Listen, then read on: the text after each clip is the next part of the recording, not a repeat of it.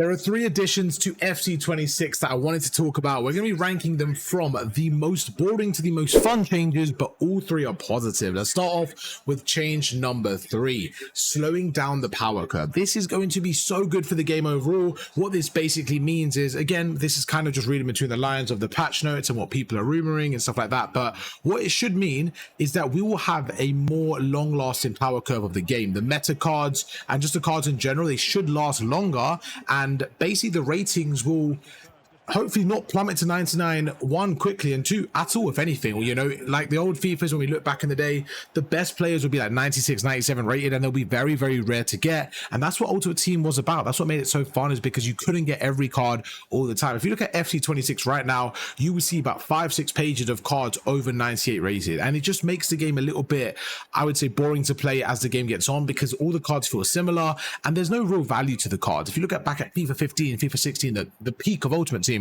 I remember like Team of the Year Robin, Team of the Year Ronaldo, Team of the Year Ibra. Those cards were the pinnacle of the game at 96, 97 rated, and you really couldn't just get any card. You know, you had to really work for them. They cost millions of coins, and that's what made Ultimate Team so valuable. So that's going to be change number 3, is slowing down the power curve, making each card more valuable, and hopefully starting the game at a lower rating for each card, but it takes a lot more effort to get to a high 90. That's going to be number 3. In at number 2, this is actually gameplay related, and this is the addition of tournaments. Tournaments is a new game mode that they're bringing back. If you guys remember back in the day, we used to have tournaments, and what tournaments was a very simple kind of 4-match tournament, round of 16, and you go to the quarters and the semis and the win, and you basically get a prize. So you could get maybe a 15k pack. They could be sometimes players, could be a draft, it could be anything, right? Could be an evolution. But the point is, it's kind of an extra game mode where you don't have to sweat division rivals. It's not as sweaty as FUT Champs. It's a bit more of a casual based game mode, which does have a competitive element.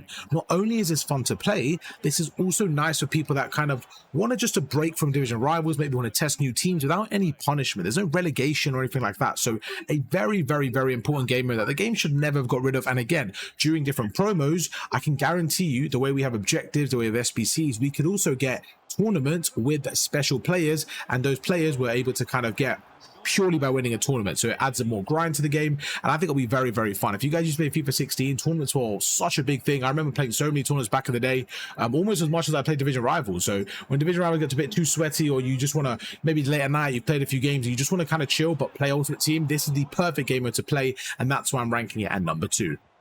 And now we have the most, I would say, exciting addition that we've had in years, and this is going to be the Gauntlet mode. Okay, what is the Gauntlet? How does it work?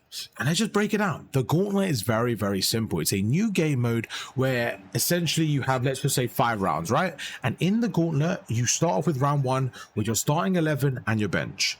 Once that's done and you've used that team, going into round 2, you cannot use the same players.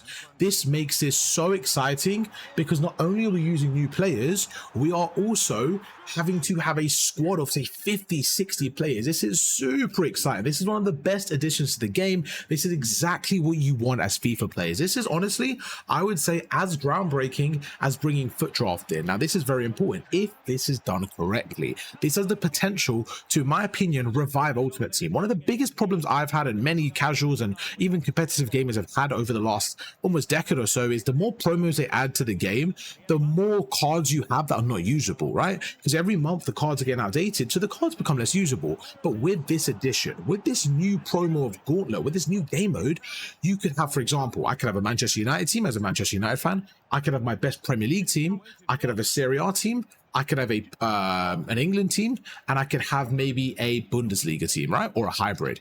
And this way I could kind of strengthen each one of those squads, because each one of those squads will play a part. Where the current meta of the game is, you know, let's just say, for example, I pack Ronaldinho, which I did this year.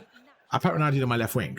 Every other left wing now feels a little bit like a downgrade. So when I packed the Ronaldinho card, of course it was a phenomenal card, best card I've ever packed, but every other left wing I get now is going to seem like a downgrade. With this version, with Gauntlet, that Ronaldinho can now go in my past and present Brazil team, but then I can no longer use him in my past and present La Liga team. So let's say you get a red pick, right? Or you get an untradeable, I'm going to say Cunha, right? Untradeable Cunha in form. this Cunha card, I can now say, right, let me pair him with Ronaldinho, my past and present Brazil team. So the more first owner clubs you get now, the more creativity you can get in the game. I cannot wait for Gauntlet. I am super excited. Once I saw this game mode come out, I was hooked straight away. And I'm hoping the prizes are decent. They said they're gonna have also requirements as well. So they could have a requirement, for example, maybe the World Cup, right? Let's say England win the World Cup. Maybe one of the requirements is like, okay, you have to have an England squad, whatever. Maybe like the league, maybe it's a Champions League final when it's, let's just say it's Barcelona versus PSG, right? Maybe you need one of each player. The different requirements just make it so interesting. And I think this could really extend the life of Ultimate Team, especially because you cannot use the same players. Super excited for it. And those are the 3 additions ranked from most boring to most fun. Again, they're all great additions, but I'm super excited for the Gauntlet mode. I hope you guys enjoyed the video, and I'll catch you guys for another video tomorrow. Peace.